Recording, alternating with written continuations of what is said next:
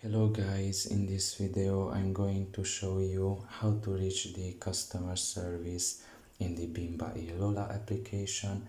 The first thing you need to do is enter the app.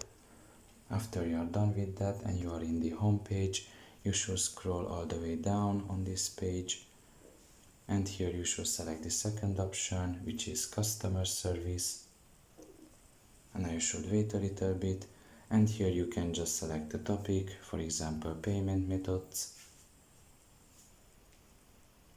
and it will take you basically to the payment method section, and here you can just add a new payment method. In this case you can also select another topic like my order, for example, and here you can just select another topic like cancel or modify my order, and you will be able to see a short answer to it.